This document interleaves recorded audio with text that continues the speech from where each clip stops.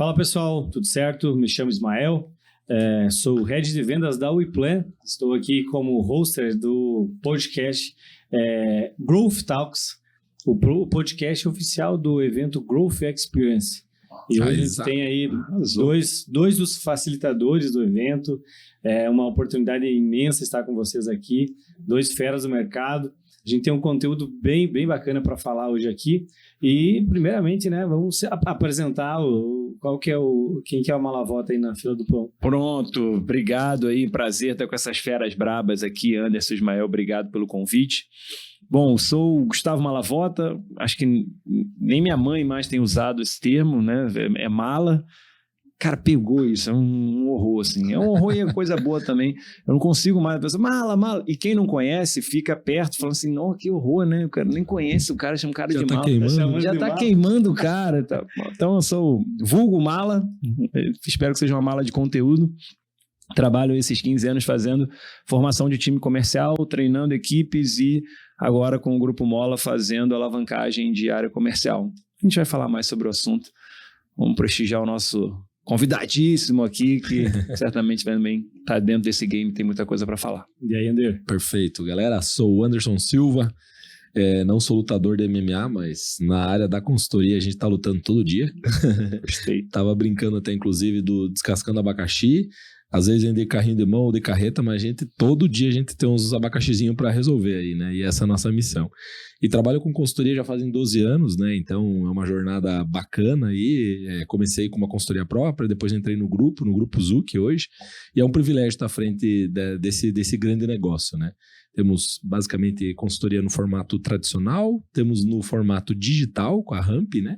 E temos uma área de compra e venda de empresas, a área de M&A, né? Bacana, né? Bacana pra caramba. Estamos aí pra poder não ser mala também, mas trazer uma mala de conteúdo da mesma forma. Beleza, Mala? Show. Legal. É legal estar com vocês aí, duas feras brabíssimas do mercado. Quem é o Ismael? Conta pra nós. Lógico. O Ismael é o cara das vendas, né? Sou o head de vendas da máquina da WePlan. A WePlan é uma startup do segmento de imóveis planejados, já trabalho aí no segmento há mais de 12 anos, vendendo, descobrindo aí quais são as melhores práticas para continuar vivo no mercado, inovando, né, e trazendo aí muito resultado acima de tudo. A gente vai falar hoje sobre um conteúdo que é muito importante, que é a rampagem dos profissionais de venda. Qual que é a primeira etapa, e aí talvez o Malavota consiga trazer um pouco sobre a visão que tem aí desse período de trabalho que você faz. E aí a definição de metas, né, e como atingi-las, né, metas palpáveis, como é que tu começa o ranqueamento também, o Ander trazendo essa visão mais empresarial, trazendo, como que vocês aplicam isso hoje no dia a dia das empresas e os resultados, né, acima de tudo, o resultado cura qualquer coisa, né, e se a gente tá aqui é porque a gente também tem resultado e vai poder compartilhar aí com o pessoal. Perfeito. Bom, a literatura de ramp-up ela é muito extensa, né? Então já começo para quem está ouvindo a gente dizendo que o que a gente vai falar aqui não é suficiente para a gente exaurir esse assunto, porque ele é um assunto muito detalhado e muito específico de acordo com cada operação. E eu vou começar explicando isso. Bom, na minha trajetória, que eu não sei se, né, quem está ouvindo obviamente, né, vai saber dos detalhes, mas eu hoje sou CEO da Seus Farm. Trabalho no Grupo Mola, que é um grupo que trabalha a parte de consultoria, treinamento, desenvolvimento, modelos e modelagens de negócio. E vou falar da Seus Farm porque fica mais fácil explicar esse processo de rampagem, como que a gente desenvolve. Cada operação, e aí Seus Farm é uma empresa que nasce como terceirização de times. BPO, então, né? Exatamente. A gente começa como um parceiro de negócios de empresas, porque em algum momento, principalmente no início da pandemia, não tinha muito o que fazer, né? Então, imagina dia 19 de março, todo mundo, toque de recolher, vai todo mundo para suas casas. E como é que continua a vender? Então, quem não tinha um time de inside sales, passou a ter que ter da noite para o dia um time de inside sales, porque as pessoas estavam dentro de casa. Não Por tinha... obrigação, não era? Acabou o field sales, olha que loucura, Anderson. Da noite para o dia, acabou o field sales. Então você acabou a visitinha, cafezinho, bater na porta, acabou. O papo furado também. Né? E a resenha, não, acabou. O cara, mas aí vai ter na videochamada. Tá, só quem viveu, independente, a gente não sabe quem vai ouvir agora esse podcast, a gente pode estar em 2050, não sabe o que né, principalmente quem não passou, o que foi a pandemia de 2019. E aí foi um marco para a gente, porque a gente começou a acelerar a empresa justamente a partir da pandemia. Então todo mundo teve que ir para casa, mas e aí, cadê o CRM? Cadê a área de Ops? Cadê a área de Enablement? Não tinha nas empresas. Ninguém estava estruturado. Ninguém estava estruturado. Naquele momento, assim, obviamente tinha algumas operações que já tinham esse modelo, mas na maioria dos casos, cara, a indústria, por exemplo, zero. Zero. A indústria estava E estruturada. aí quem faz consultoria disse, eu avisei, que precisava de um CRM, que precisava de uma... Depois eu vou comentar sobre isso também. Legal. E aí, cara, pega o gancho, tá? Antes, o momento que você achar oportuno. E aí a gente falou, beleza, vamos terceirizar as áreas comerciais de quem não tem. Para quem tinha, era interessante porque a gente tracionava ainda mais. Então ele tinha lá, mas não tinha um CRM, não tinha uma área de Ops, não tinha... A gente ia lá e tracionava o que já tinha. Para quem não tinha, a gente fazia literalmente a cadeia completa. Recrutava, selecionava, montava a área, montava os indicadores, encaixava os stacks de ferramenta e esse profissional ficava vendendo pelo Brasil afora com a nossa modelagem, com o nosso modelo, para que ele pudesse ter a operação dele assistida. Me corrige, era um esquadrão de gente, né? Esquadrão. Cara. Não, nós tínhamos na ponta quase 500 vendedores. Caramba. Era uma galera. Fora as operações que eram múltiplas. Então, ele tinha um time comigo, Americanas Delivery lá tinha um time que fazia o trabalho interno conosco e eles tinham um time deles. Então, ainda era um desafio, porque tinha uma competição entre duas áreas. Super legal. E aí vem o primeiro aprendizado para entrar no assunto rampagem. Quando você tem uma operação pouco sofisticada, exemplo, a pessoa vai lá, abriu o carrinho não fechou, entra um SDR ou entra um BDR, e aí muitas vezes o pessoal fala, pô, Mala, traduz um pouco, né, o que a gente está falando. Não traduzo, tá, Ismael? Já fica esse combinado, porque se você não sabe o que eu estou falando, não dá, nessa altura do campeonato, para a gente traduzir algumas siglas, tá? Falando então, em growth ainda, né, cara? Exato. Antes, corre atrás aí, para agora o podcast, dá um Google, porque... E aí, de boa, tá? É importante a gente saber os assuntos, senão... A gente estava aqui no evento, né? A gente está aqui no Growth Experience, o pessoal, pô, mas traduz, nem pensar. Você traduz, tá? Então, esse é o nosso combinado. Eu também, de vez em quando, eu assisto um monte de cara lá que ele fala um tempo, vou fazer meu dever de casa, sem arrogância. E aí, a gente começou a entender que e aí falando da operação, que era muito simples. Então, o tempo de rampagem era muito rápido. Abriu o carrinho, ele tem lá um pitch, daquele pitch, ele vai fechar aquele carrinho, porque é uma venda quase que transacional. Então, a gente tinha venda de cápsula, cápsula de nutrição. O cara abriu o carrinho, clicou na imagem, não fechou, entra um humano para falar, e aí, poxa, tudo bom? Eu vi lá que você se interessou pela nossa cápsula, não fechou. Um passo a passo. Um lead quentíssimo, né? Quentíssimo. Pegando fogo. Levantou a mão. Levantou a mão. Em paralelo, eu tinha uma atividade, exemplo, vender multipropriedade. Muito mais sofisticado. Imagina. Técnica, muito mais complexa demais. Venda com LTV longo, né? Um CAC maior. Você precisava ter ali uma tratativa. Era um outro perfil de vendedor. Não era um vendedor transacional, era um vendedor qualificado, porque ele ia fazer uma venda consultiva. E aí, ele tinha que entender o quanto custava uma multipropriedade em Las Vegas, por exemplo. Real isso. A gente vendeu esse produto. Legal, legal. E aí tem que ter uma baita explicação, né, Anderson? Pô, vai ter o ICP, vai ter uma série de coisas que ele vai precisar dominar. Por que Las Vegas? Por que Las Vegas? Por que não Gramado? E ele tinha lá um portfólio que ia de Las Vegas literalmente até Gramado. E com uma série de controles e objeções ainda, né? E muito preparado para lidar com elas. Então, você imagina, venda de cápsula, ramp-up muito mais curto. Quando eu tenho uma venda de uma multipropriedade, eu tenho uma rampagem muito mais longa. Vou passar para o meu amigo, mas acho que esse é um primeiro exemplo. Não existe uma fórmula. As pessoas buscam fórmula, né? Qual é o tempo ideal de rampagem de um vendedor no ramo de farmácia? Cara, farmácia de quê? Farmácia de manipulação, farmácia de medicamento, né, de varejo, farmácia de rua, farmácia... Eu tenho milhões de caminhos. Começa se conhecendo, entendendo o seu produto, o seu serviço, e aí você vai...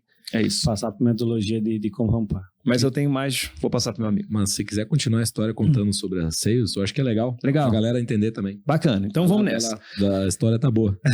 E aí a gente complemento, pode ficar tranquilo. Pronto, vem complementando o bom do podcast, ainda mais com gente boa assim, que vem sempre, né?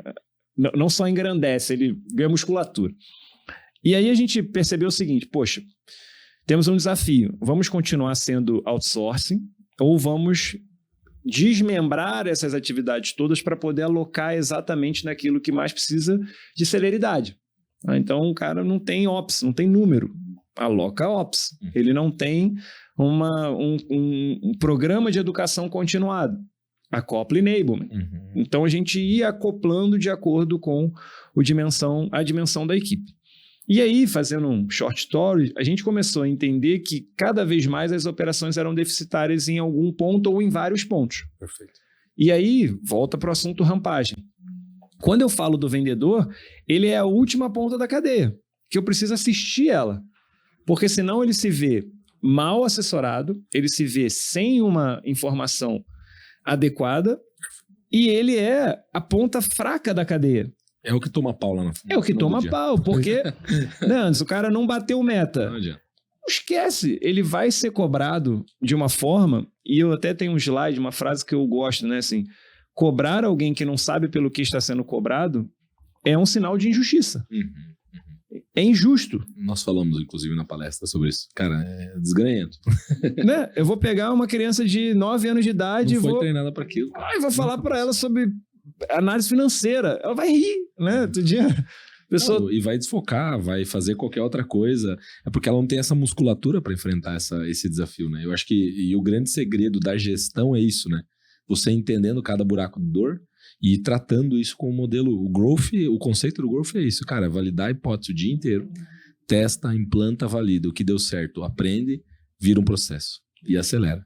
Cara, acelerar é de fato isso. Se eu pegar um gancho agora da alavancagem, no final do dia, o planejamento estratégico, o que for de metodologia de gestão, todos eles estão ligados da mesma forma.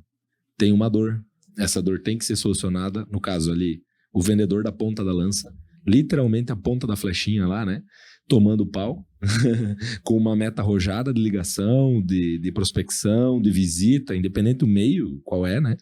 E ele tem uma dor que ele tem que solucionar lá na ponta. Só que às vezes ele não tem essa conexão do propósito. E, cara, tem que falar, tem que educar esse cara, tem que treinar, tem que desenvolver de alguma forma ele. E também tem que estar muito bem alinhado. Porque a estratégia, eu acho que querer que a estratégia venha de uma ponta muito operacional é miopia. É ter uma expectativa totalmente desalinhada como gestor. Esse é o papel do gestor. Ele ter a capacidade de analisar, ele ter a capacidade de entender as fragilidades e ele tomar ação corretiva junto, melhorando o processo, melhorando a pessoa, aumentando performance de fato na prática, né? Eu tenho essa chavezinha aqui que eu tenho que mudar, eu vou lá e viro ela. Agora vamos sentir o resultado, vamos testar, vamos validar. E aí o discurso de vendas, né? Pegando o gancho do Covidão lá, a galera tá 100% desqualificada. Cara, representante tradicional de indústria, eles sofreram. Os caras que mais deram certo naquela jornada, se a gente parar para analisar desse mercado, né, e a gente já tem muita indústria aqui local, né, era o cara que ele já tinha uma retaguarda. E a retaguarda, às vezes, era a esposa dele, que ela ligava, agendava a visita para ele e ele ia lá fazendo o roteirinho. A secretária. Cara, na retaguarda, sem ainda muita capacitação, sem ainda muito tato, fazendo pedido para ele na retaguarda, ele mandava um WhatsApp falando, fechei isso com o cliente tal e tal e tal. Ela lançava na ferramenta, no CRM, no software de pedidos daquela indústria, né? Mas os que mais estavam preparados são esses caras. E esses daí, eles beberam muita água limpa. Uma Lavota deve conhecer 1 zilhão de pessoas que estouraram no Covid. Explodiram. Cara, por quê? Porque de alguma forma eles tinham um modelo de gestão. Ainda estava maduro? Talvez como uma criancinha de 9 anos ainda não estava maduro. Ainda não tinha musculatura, mas já sabia o que era o caminho, o que era a pauta, né? E aí por isso que eu pedi para completar a parte da sales, porque eu acho que a sales educou muito o mercado nessa jornada. Ditou uma tendência. Cara, sim, um modelo que aprendi a olhar com carinho, né? Entender, né? Foi lá, tive a experiência de passar lá no Sales Club lá também. Legal. Bacana. Tem uma jornada muito legal lá, né? E assim, educação, eu acho que ela tem essa possibilidade de melhorar o mundo mesmo, né? Quando a gente fala educação na empresa, ela é um tema meio místico ainda, porque o empresário ele acha, pô, eu educar... Eu parar o meu time aqui para treinar. Não faz sentido, né? Não faz sentido, ele pensa, né? Porque ele tá com um monte de coisa, um monte de abacaxi para resolver. Batendo. Só que um profissional sem conhecimento lá na ponta queima o negócio dele. Todo santo dia. Todo santo dia. Ele corrói o negócio dele, principalmente porque lá o mais inteligente, o mais tubarão, o mais que tá realmente assim, acelerando lá na ponta, pivotando novas ideias, e é o que a gente viu nas startups, né? As startups, elas têm essa tendência, né? Que, cara, eles estão testando hipótese o dia inteiro. Eles, enquanto uma empresa de economia real testa uma hipótese por mês, eles testam uma por dia. E isso dá celeridade muito grande, né? Eu imagino que mesmo tudo isso, Mala, vocês devem ter tido um nível de complexidade, né? Para absorver, obviamente, um time que vocês já estavam formando aquele negócio, né? Mas vocês estavam provavelmente... imprimindo um novo modelo de gestão, imprimindo realmente uma cultura diferente, principalmente naqueles players naquele momento, né? E teve uma jornada de conhecimento também. Conta pra nós aí como é que foi essa jornada aí, nessa jornada aí. Que legal, mano. Aí tem um livro, né? Obrigado pela tua gentileza e... enquanto o Anderson estava completando, eu fiquei com algumas informações dessa jornada. Você foi narrando aqui, eu fiquei lembrando... os pontos principais foram entender a jornada do cliente, entender a jornada da empresa e entender a jornada do mercado. Não é porque é um outro mercado. Então você fala assim... A economia mudou, né? É outro rio, né? Então são outras algas, né? Fazendo analogia com o rio. Eu boto o pé no rio hoje, não é o mesmo rio de amanhã, porque passa muita coisa. E a pandemia, ela trouxe essa velocidade, essa celeridade que a gente está dizendo, mas no modelo que foi o meu sofrimento de soluções ferramentais que não estavam prontas. Perfeito.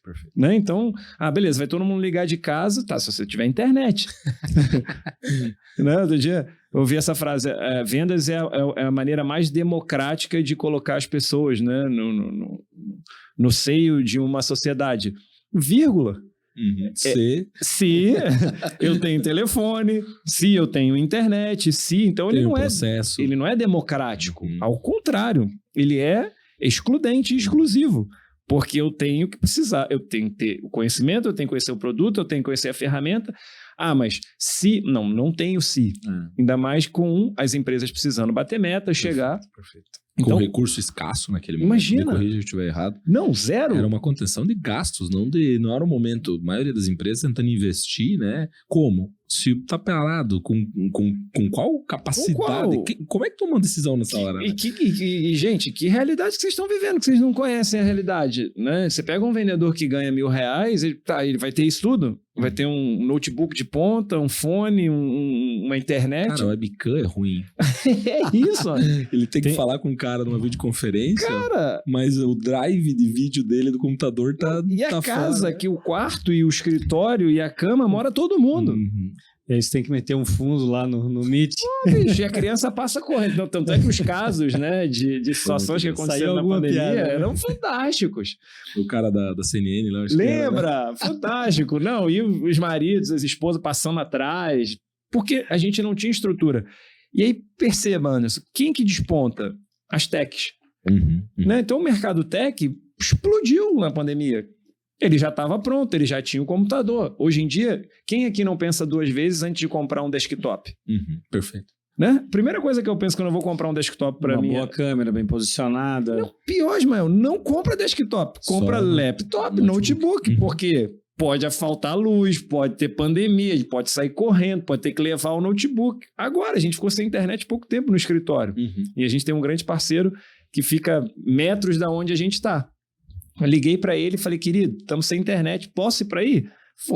Não parou a operação, né? Porque já tinha o stack completo, eu já tinha o fone, eu já tinha o microfone, ele já sabia o que ele tinha que fazer. Perfeito. Muito mais fácil. E eu quero saber da tua experiência também. O que você passou aí com os teus clientes? Isso aí, agora sou eu querendo ouvir. Coisa boa, coisa boa. E o relato foi tão grande que profissionais da área da educação, que na teoria você precisa dominar ali a questão da fala, da condução, professores de universidades saindo do trabalho porque não conseguiram ter a mesma performance dando aula online. Então foi uma dor muito grande. Né? E se eu pudesse dizer, foi o setor que mais demorou para se atualizar ainda. As federais, assim, cara, ainda demorou muito para se atualizar. Até hoje. Eu tenho um colaborador meu que ele não conseguiu até hoje receber a nota dele. Olha isso. Calcula. Ele já se formou há 1 ano e meio, ele não consegue. Não tem cabimento, né? Não tem cabimento. Vamos lá. De uma forma breve, né? Então, nossa pauta é consultoria, né? Consultoria de gestão de empresas, né? Eu comecei muito novo com isso, né? Comecei dando consultoria para colega na faculdade. Tinha lá 20 e pouquinhos anos lá, ajudando já alguns colegas. A minha jornada empreendedora começou antes ainda. Comecei com 17 anos, especificamente tendo uma grafiqueta, uma gráfica, né? E aí não podia nem ter abrido o CNPJ, não podia abrir, né? Aí tinha um sócio. Primeira dificuldade societária ali, eu num ritmo, ele no outro. E aí a minha jornada empreendedora foi desse nível, assim, hoje basicamente me envolvi em várias empresas, né, tenho uma possibilidade bem bacana nesse sentido. E, cara, a Zuc hoje atende, né, mais de, cara, quase 70 clientes entre consultoria tradicional, mais ou menos 50, tem a Ramp com quase 20 clientes aí, mais os clientes de M&A ainda, passa disso tranquilo, né, e para uma consultoria isso é bem desafiador. E aí eu posso dizer que tem muitos problemas, pegando o teu gancho, né? E aí, falando de rampagem, né? Tenta imaginar que a gente teve que, nessa jornada também, fazer escolhas difíceis, né? A gente entendendo que a gente era bom, e aí a gente viu que para indústrias a gente é muito bom. A gente criou a Ramp especificamente para empresas de serviço e a gente definiu, em algum momento a gente discutiu societariamente, falou assim, cara, agora a nossa jornada vai ter que ser sair do varejo. E a escolha de sair do varejo para o momento que o varejo também estava precisando aí foi bem desafiadora. Só que a gente viu que ali nos serviços a gente agregava muito valor, principalmente com experiências diferenciadoras. A gente tem uma metodologia de inovação que a gente começa ouvindo o cliente, que é o conceito base do growth, né? Entenda quem é o mercado que você tá atendendo, ouve as dores dele, entende o que realmente mexe com ele para daí tomar uma ação, né? E a gente criou uma metodologia que ela pivota o modelo de negócio, né? E aí as indústrias também, porque, cara, aqui nós estamos hoje aqui em Chapecó, né, numa região que ela tem um polo industrial muito forte, né? O agro aqui ainda é muito forte, né? A gente é uma economia as maiores empresas de proteína animal do mundo estão aqui, né? Saiu da cidade do vizinha, né? A JBS aqui de Ceará, né? Saiu daqui a BRF de Concórdia, uma cidade vizinha, a Aurora daqui, uma das maiores do mundo aí também. As maiores desse nível com certeza estão aqui. E aí gera uma economia industrial ao entorno disso e de serviços muito grande, né? E aí nessa jornada aí, se eu pudesse dizer, estruturando, rampando, né, empresas, né, a gente se posicionou especificamente na parte do planejamento estratégico. Porque a gente notou uma dor muito grande do mercado, que o mercado ele precisava acelerar, crescer, só que a maturidade de gestão dos empresários, na maioria das vezes, eles nunca sentavam para conversar sobre essa perspectiva de futuro. Aonde que eu quero chegar? E aí parece banal isso, né? Mas assim, como é que ele não sabe onde é que ele quer chegar? Só que às vezes ele até sabe aonde ele quer chegar, mas ele tem uma dificuldade muito grande do como. E o planejamento estratégico, ele tem essa nobre missão de deixar claro o como. E aí a gente, obviamente, tem metodologias muito sólidas para isso, né? A gente usa metodologias cruzadas hoje, né? Não só uma, várias juntas, né? E aí isso permite ter uma assertividade muito maior. A gente usa hoje o BSC com o OKRs, né? Que são duas metodologias bem bacanas, né? O BSC no nível industrial, ele é muito palpável porque tem muitas coisas que tem que ser top-down, principalmente na esfera mais alta lá da governança, né, no direcionamento estratégico, nos objetivos estratégicos especificamente, né, e OKRs da execução para baixo. E aí a gente cruzando tudo isso ajudou a gente poder ter uma celeridade muito grande, né. O que a gente identificou? E aí pegando o gancho do Covidão, né, salvamos muitas empresas por um indicador que a gente não abria mão. E aí até discutia, né, obviamente, né, com alguns clientes, né, o porquê daquele indicador que chamava giro de caixa. O giro de caixa, basicamente, ele é a saúde financeira da empresa se ela ficar sem faturar mais. Perfeito. E aí, nós tínhamos clientes que tinham 1,2 giros de caixa, que é um giro, ou seja, ele aguentaria um mês e 20% do próximo, que teoricamente é apertados. Indústria, ter um caixa desse, por incrível que pareça, é bom, né? Porque normalmente são valores de magnitude maior, né? A gente tem cliente lá, cara que fatura 30 milhões mês, tem cliente que fatura 2 milhões mês, né? Tem mais variados níveis, né? E aí tinha cliente com 12 giros de caixa, ou seja, ele aguentaria um ano com as portas fechadas. Então, são 2 níveis de solvência totalmente diferentes para aquelas operações. E aí, só ter o caixa é uma coisa. Agora, saber quais escolhas fazer durante essa jornada que era o maior desafio. E ninguém estava preparado. Se a gente parar para analisar, o mercado realmente não estava pronto para decidir sobre... Porque, cara, nós estávamos num momento de caos, né? Claro. E aí, rampar operações nessa jornada foi um momento de muita descoberta. Se eu pudesse dizer, foi um momento que a gente já trabalhava pra caramba, né? Mas foi um momento que a gente trabalhou triplicado, talvez, claro, né? De manhã, de tarde e de noite. E aí, trabalhar de casa foi um desafio também, não só no sentido de estrutura, mas assim, de poder ter saúde mental para ajudar todo mundo, porque são casos distintos. Cara, saúdes de empresas distintas, momentos diferentes. Tem uma indústria que atendia varejo, tem uma indústria que era B2B2C, tem outra que atendia o consumidor final. Cara, uma complexidade gigante de operações. E aí, podendo ajudar o nosso cliente a prosperar, que é a nossa missão, né? Ajudar organizações a prosperar. Nessa jornada, teve muito desafio. E aí, quando eu falo desafio, é principalmente de entender as pessoas, as peças-chaves lá, os processos que seriam realmente são bem importantes, as alavancas de crescimento que a gente precisou escolher, no sentido, qual indicador que a gente ia escolher jogar, que faria muito sentido para aquele momento da empresa, né? Porque abrir clientes naquela hora era muito desafiador. Tinha que fazer, olhar a base, aprender com a base e acelerar dentro da base, né? E aí cara, tem muitos meios para rampar, por isso que eu acho que o que o Malavolta falou foi muito assertivo. Não tem um segredo do bolo. Não existe... Bala de prata. Não tem a bala de prata. Para isso, não. Eu acho que tem que entender, né? Tem que fazer um breve diagnóstico, entender a complexidade da operação, entender principalmente onde é que está doendo mais, né? Testar, validar o tempo inteiro, olhar para a operação de uma forma... sabe aquele passinho para trás que o cara dá assim? E ele tem uma visão mais clara do todo, porque às vezes, assim, né? Abrir uma nova vertical, ela custa muito caro para um determinado momento. E aí, às vezes, a gente tem que escolher esse jogo. Cara, eu vou ficar dentro de onde eu tô e vou tentar acertar a mão com esse recurso aqui. Se a empresa suporta, você pode quebrar. Cara, porque tem... E aí, quando a gente fala de indústria, o game é bem desafiador, né? Porque não é dinheiro ilimitado. Lá é economia real. Lá, economia real no sentido assim, o cara vai comprar uma injetora, cara, é 300 pau uma injetora. E aí tu vai falar assim, quanto ela aumenta a produtividade? 2%. O cara fala, como assim? Não, é porque ela vai fazer essa e essa etapa de processo e ele tem que botar uma grana altíssima antes, né? E aí essa economia, ela é muito ingrata. E aí por isso que eu falo de saber as escolhas a se fazer, né? Isso é ser estratégico, né? Tomar uma inteligente ação sobre uma determinada dor, né? Então, para cada caso, eu acredito que seja um caso, né? Só complementando a rampagem, né? Esse tracionamento das empresas, né? Mas se eu pudesse dizer de uma forma bem bacana aí, é ter um carinho e ir lá na ponta da lança, né? Eu acho que o representante, o vendedor, aquele cara que tá lá no game, lá no dia a dia, se você ir lá e sentir o cheiro dele, você lá tá do lado dele lá na prospecção, entendendo quais são as principais objeções, o porquê que o cliente tá saindo da base, por que ele tá dizendo não, a gente aprende demais no dia a dia.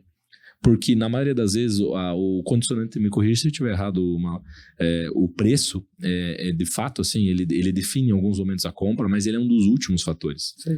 Não gerou valor a maioria das vezes. Na maioria das vezes é porque não gerou valor. Ele não conseguiu provar durante aquela jornada, ele não conseguiu de fato argumentar durante aquela jornada, e às vezes não é nem falar, às vezes é só se portar, só respeitar o tempo do cliente de uma forma, obviamente, assim, vender é vender, né? Aqui e na China, né?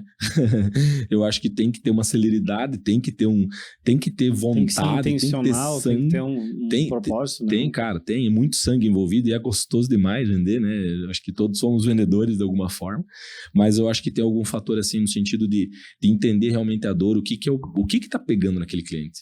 Porque tem alguns... Por que ele tem que comprar de mim? Cara, às vezes é tempo, né?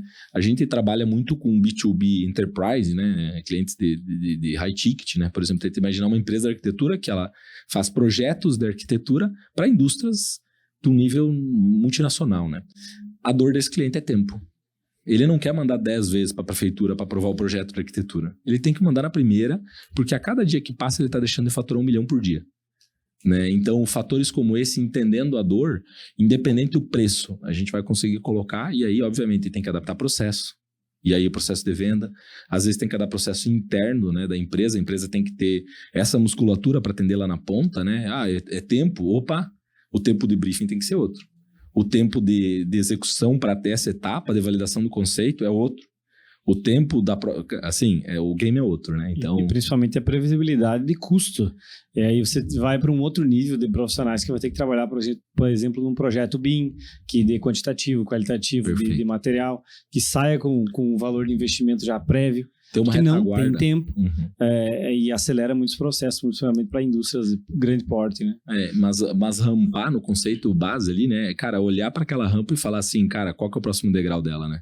Qual que é o próximo step dela ali que ela precisa ser evoluída, né? E aí nós estamos falando de onboarding, né? O onboarding do setor de vendas, né? Que a maioria das empresas não tem, não dá importância, larga o vendedor com a pasta lá e tá aqui o discurso de venda e bora vender.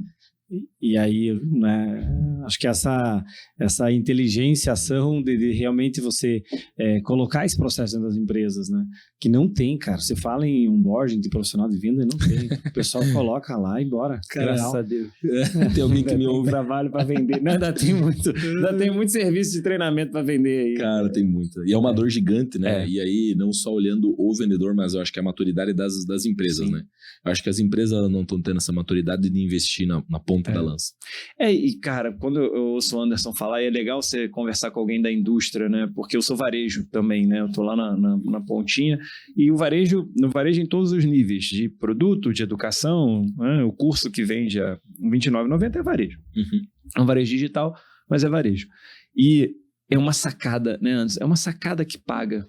Eu ainda vejo, né, o profissional de consultoria sendo muito massacrado, né? Como o cara da ideia que não entende, o cara que não vive o dia a dia, que é uma bobeira isso. Mas, enfim, ainda tem esse estigma. E quando você fala de indústria, e aí a gente está agora botando uma perninha lá no agro, que a gente praticamente não tinha, trabalhando com grandes empresas da indústria do agro, o que a gente percebe é que até se você não fala a linguagem dele, você tá fora, né? Ele olha até pra tua roupa, se você não usar chapéu. Não é? O cara olha pro teu sapato, mas que sapato limpo, né, cara? Esse cara... Não entendi do meu postura de vendedor, no negócio, né? E aí, falando de rampagem, tá aí outro tema, né? Tem um profissional, um abraço pro meu amigo Natan, que ele é treinador do ramo de agro.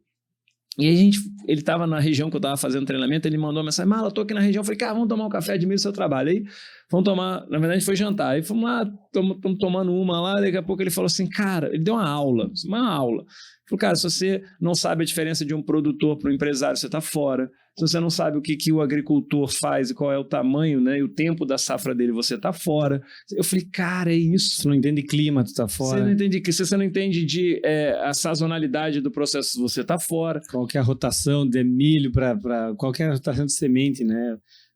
E cara, conversar nessa mesa é difícil, né? Porque não abstrair é quase impossível. Mas voltando para o tema rampagem, isso impacta muito, né? Então, para responder aí o ouvinte, não dá para, primeiro, desassociar. Não dá para não abstrair, acho que isso é legal. Hoje a abstração, quando o Anderson fala, né, desse passinho para trás, e um evento como esse que a gente está participando aqui do Growth Experience, mostra muito isso. Eu estava ali vendo agora o Emerson falando sobre meta, né, a galera batendo nesse tópico, e eu falei assim, cara, é isso, né? Assim, tem um cálculo de meta que a gente não está levando em consideração.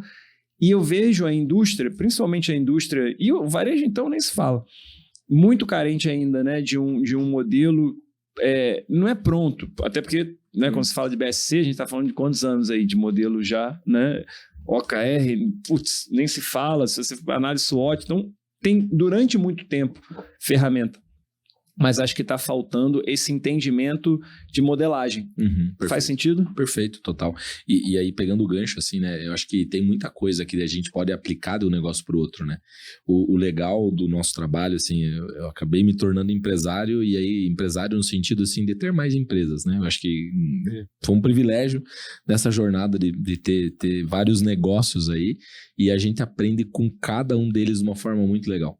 E por que eu digo? Porque eu aprendi a admirar, falei de antes até, aprendi a admirar o empresário porque ele é um herói, né? Porque tenta imaginar nessa jornada, e quando eu falo herói, é herói mesmo, assim, cara, assim, com toda a diversidade que tem um Brasil, no sentido política, econômica, social, desafios gigantes, né? E ele tá lá, guerreirão, tomando soco no estômago o dia todo, né? E aí, só qual que é o ponto, né? Ele tá tão resolvendo os abacaxi do dia a dia dele que ele acaba esquecendo de se atualizar nisso, né? E hoje mesmo aqui falando sobre meta, né? Parece simples, né? Uma coisa simples, né? Mas quanto ela tá associada ao modelo de remuneração do time e o quanto isso motiva o cara da ponta da lança a fazer o que precisa ser feito. Porque meta bem estruturada é colocar a cenoura no lugar certo. É isso aí. Cara, coloquei a cenourinha no lugar, ela pode estar na frente ou atrás do vendedor, né? Eu não sei no que vocês conhecem, mas ela na maioria das vezes ou ela tá na frente ou atrás do vendedor. Mas e o legal da cenoura é isso, né? Se a gente colocar no lugar certo, ele vai se alimentar daquilo, vai alimentar a família, vai alimentar todo o ecossistema dele e principalmente isso gera retorno para o negócio, para a empresa, né? Reverbera, né? Cara, isso aí é fantástico, né? E venda é muito bom, né? Venda, cara, sentir aquela ponta lá na ponta, o que tá doendo lá para aquele mercado. Todo mundo aqui, a gente começa a ver quanta oportunidade o Brasil tem. Mesmo com todas essas dores, quantas oportunidades o Brasil tem. Cara, é um país insano ainda. Assim, se a gente for olhar economicamente, a gente tá atrás de países mais desenvolvidos assim, há alguns anos, né? Mas só que tem coisa... Na criatividade brasileira é herói.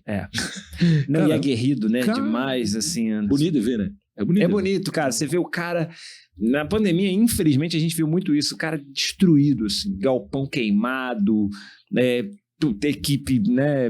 Debandando, obviamente, não é culpa da equipe. E o cara tava lá, né? Abrindo, muitas vezes sozinho, levando a família, levando os filhos, mudando o paradigma. Esses dias eu tive num grande empresário do ramo de agro e aí ele nos convidou gentilmente, a convenção deles foi, cara, em Punta Cana, sensacional, levou os vendedores todos para lá e a gente tem essa a teoria de que não, família não se mistura com negócio. Tudo família, mulher, filho, faturando massa, né? bilhão. Final de ano. Bilhão, cara, bilhão. Aí a gente lá no resort, aí ele... Não, a convenção no Isso é primeiro economia dia. real.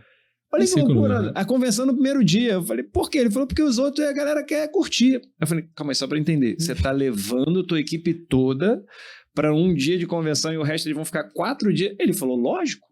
Os caras têm que curtir o resort. Cara, que massa. Eu não vou levar os caras no resort pra ficar dentro de uma sala. A gente vai ficar na sala no primeiro dia. Eu falei, obrigado, né? Que aí sou eu. Vai ficar lá, né? E eles olhando pela janelinha lá, um baita sol comendo lá fora. Ele falou, cara, isso são 4 dias de prêmio para esses caras. E lá, né, no livro, não misture família com trabalho, misture primo com primo na área de inovação, cunhada na área de não sei o quê. Então, o brasileiro, ele é herói. Ele é herói, bicho. Nós falamos sobre processo de vendas no episódio anterior, e aí nem tudo é dinheiro no bolso. Né? Claro. Esse cara entendeu o jogo. Claro. Né? Quanto que eles vão lembrar da empresa? Às vezes, muito mais do que o dinheiro no bolso. Sabe qual o turnover dele? 0. Com certeza. Conversando com os vendedores. Pede quem que quer entrar numa empresa dessa. Você não vê Tem fila. E todo mundo dá valor. Loucura. A gente na piscina, né? Que aí no segundo dia eu tive o privilégio de ficar com eles no resort, mas logo depois eu fui embora. Brincadeira, mas a parte eu tinha que ir mesmo. E aí a gente conversando. Normalmente tem aquele papo de corredor da empresa, né? Que você quer, reclamando, que não sei. Cara, os caras dando a vida. Cara, sou muito grato tudo que eu fiz por essa empresa, quanto que eles me remuneram e tal. Tem que mudar de país. A operação deles é no Paraguai, então os caras mudam, levam a família toda, representam. E aí eu falei, poxa, o que que... E foi eu e o meu sócio, Gustavo Mota, a gente no caminho, voltando, a gente falou, cara, a gente vai ter que escrever tudo de novo. O Sigilar, e tem que me votar tudo, porque o Sigilar tá tudo errado, né? Esses malucos aqui. Cara, a gente aprendeu... Essa é a realidade, né? É família. E a família mesmo, assim, turnover zero. A pessoa que entra para demitir, o cara tem que estar realmente ali num nível muito avançado de desalinhamento, porque senão ele alinha o cara de novo, nem que seja mudando de área. E o mais legal, ele entendeu como empresário do ramo do agro, obviamente muito conhecedor, mas que o processo não tem fórmula, mas tem uma coisa que é a cultura. Perfeito. Né? Então, quando a gente fala do brasileiro em geral, né, a gente está falando da cultura. E para rampar tem que ter uma cultura forte. É isso. Cara, eu acho que é um Tem que ter um detentor da cultura. Cara, Tem que ter. e é o pai das crianças, né? Vamos ser bem sinceros, né? Se o pai não puxa essa cultura e ele não é o guardião dela, cara, e vamos lá, a empresa não vence as marés. Porque tem maré baixa e mar louco, às vezes, e tem maré altíssima, e aí sim, aí é onde que divide os homens dos meninos, né? E a cultura nesse ponto aí, além de processo, além de indicadores chaves para rampar, além de tudo que envolve isso, né? Todo o alvo que está construindo, a cenoura que a gente falou, né? Mas eu acho que o fator principal do que mantém essas empresas alinhadas, né? E times bons, assim, é cultura, né? Porque, vamos ser bem sinceros, as empresas elas não estavam preparadas no Covidão, culturalmente, para o remoto, né? E aí até começar a criar rituais de cultura, até começar a ter engajamento nesse momento aí, demorou demais, cara. E teve muito talento que no meio se perdeu, obviamente, né? Pessoas que estavam desalinhadas e falaram, cara, deu para mim, vou para outra, vou seguir minha vida e tudo bem. Agora, teve empresas que, assim como tem um empresário que você está citando, se uniram e transformaram o negócio deles. E a gente tem vários clientes assim, cara. Última, olha que loucura. Bonito de ver, cara. Bonito de ver, cara. A convenção lá, puta, baita, né? Sala, pé direito alto. Primeiro da fila, ele e o irmão. Primeirão, no gargarejo, sem celular. Empresário de bilhão, sentado na primeira cadeira, ele, o irmão, os sócios, e a galera toda atrás. Quer dizer, o exemplo. Teve Covid. Ele pegou Covid, o empresário. Cara, ficou no fio da navalha. O que ele fez? Foi pro Einstein, né? Tinha condição de ir, fez todo o tratamento no Einstein, levou de volta, cara, eu me arrepio tudo, os médicos do Einstein para a região. Ô, louco. Cara, em Foz, hein? Para desenvolver a região com a metodologia. Cara, é muito emocionante. Transformando. Uhum. Levou a galera de lá, olha, tô todo arrepiado, levou os médicos do Einstein para dentro da comunidade dele lá, pagou para desenvolver a região, para que a região também tivesse o privilégio que ele teve de ser tratado por um processo que estava dando certo, porque a gente, infelizmente, acompanhou, né, uma série de questões que foram prejudicadas pela falta de conhecimento dos médicos, né, de como tratar, óbvio, é um caso extremamente delicado. Cara, ecossistema, né? Então, cultura, ecossistema, tudo interligado. Perfeito. É o merecimento do cara ter ali a grana, né? Poder proporcionar para os outros isso. É muito sensacional. Salvar vidas, assim. Cara, muito, né? E isso é brasileiro. Esse é o herói. Esse é o herói, né? Talvez, não tô falando mal das outras culturas. Não tem capa, mas ele... né? Porque, cara, talvez... Não usa fantasia nenhuma. A gente vê, né? Cultura europeia, morei fora, morei lá, você vê muito isso. Óbvio que eles têm vários programas sensacionais, mas aqui é muito quente, né? O cara tá ali, ele tá com a mão suja de graxa, ele tá vendo o outro, porque uma coisa é você ver a comunidade, outra coisa é você participar da comunidade. Eu tô ali, tô vendo, né? Tô vendo a região ribeirinha, tô vendo ali uma coisa que não funciona, outra coisa é eu estar ali imerso na comunidade, vendo, putz, eu passei por isso. Imagina quantas pessoas não vão passar, né, por uma situação como essa, e eu posso fazer alguma coisa. Perfeito. Acima de tudo, o André falou aí sobre planejamento. Há 5 anos atrás você planejava 1 ano, você planejava 5 anos a tua empresa, e agora é mensal, quinzenal. Tu acabou de comentar, né, com toda a experiência que vocês têm, vamos pro agro, vamos entender o agro. O jogo é diferente, preciso talvez até me vestir como os caras, falar como eles, entender do mercado. Então a mensagem que fica hoje aqui é realmente não tem a receita, você precisa ser um camaleão, se moldar aí no processo, não parar de estudar, né? E não desistir aí Mas o jogo, até para o ouvinte não ficar sem resposta, né? Que você fala assim, não tem receita, então ferrou. Ferrou. Não, mas tem a modelagem, como o Anderson falou muito bem, né? Então, assim, cara, modela, né? Eu vou modelar o agro com o cara do agro. Talvez não. Talvez você vai modelar o cara o agro, vai ser modelado pelo varejo. E eu vejo muito isso, em eventos como esse, né? Quando você mistura educação com indústria, com comércio, todo mundo no mesmo lugar, a sacada vale tudo. Né? Então, alguém da indústria fala assim, eu faço meu fluxo de caixa dessa maneira. Você, caraca, beleza, eu não tinha pensado nisso. E sair, né? E para isso o empresário, como o Anderson disse, mas daria um outro podcast, tem que se organizar, porque senão ele vai ter que ficar com a barriga no balcão e isso não é mérito nenhum. Ao contrário, né? Isso é pagante sente.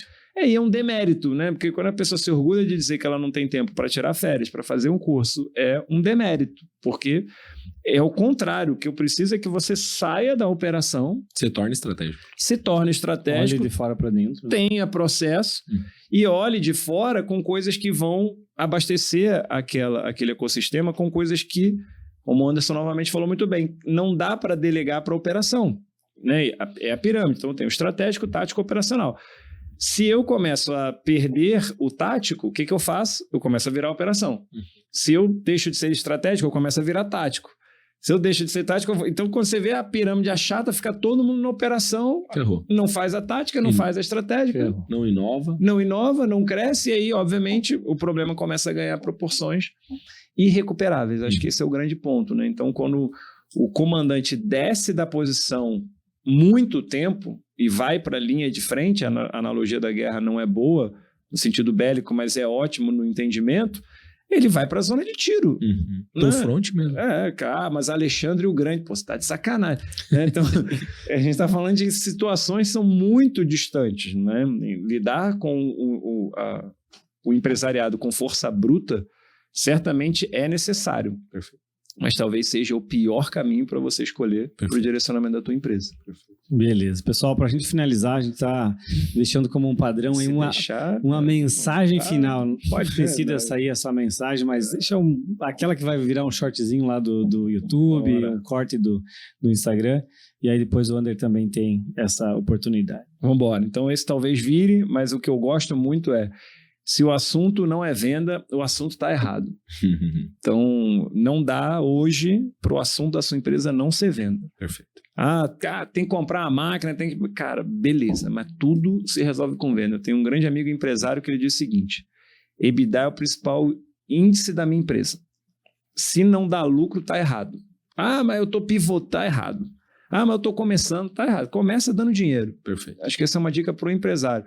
Não perca tempo com o ganho de capital financeiro, né? Então, eu estou aprendendo, é muito cruel para o meu fluxo de caixa, essa frase. Eu estou aprendendo. Eu falo isso muito para a minha equipe. Não é uma justificativa. Aprendizado é uma situação, né? Então, eu estou aprendendo, isso não é uma justificativa. A gente tem que crescer. Crescer no momento zero, falar de dinheiro, falar de lucro. Então, se o assunto da sua empresa não é venda, pode ter certeza que o assunto está errado. Perfeito, perfeito. E pegando um gancho nesse assunto, né, eu acho que é uma dor de todo empresário aí, a falta de alvo, né, se ele não sabe para onde vai, ele tá indo pela maré. É isso aí. E essa dor de ir pela maré, ou seja, pelo vento mais forte da esquerda ou da direita, ele quebra, né, ele fica muito mais sensível, né, e o alvo é ter lucro. Isso aí. O alvo, se o alvo não for ter rentabilidade na operação, a empresa não deve existir. Até... pegando um gancho aqui, né? Até ONG tem que dar lucro. Sim. Porque se a ONG não der lucro nesse mês, no mês que vem, como é que ela vai ficar de pé? Como é que ela vai pagar folha no início do mês seguinte? Como é que vai ajudar os outros, né? Cara, é impossível. Não se ajuda. Até ONG tem que dar lucro, né? Pegando um gancho, eu acho que, assim, sem o alvo de rentabilidade, de retorno, de crescimento, né? Para enfrentar todos esses dias maus, esse soco no estômago não tem negócio, né? Acho que é um ponto também para deixar aí de reflexão. E usar aí uma frase final também que a Azuki usa muito, quem não tá crescendo, tá morrendo. Tá morrendo, com certeza. Pessoal, é isso aí, agradecer a participação de vocês, foi muito bacana estar aqui. Pessoal, é isso, obrigado, até o próximo episódio. Boa! Valeu, meu povo! Um abraço. Pra cima!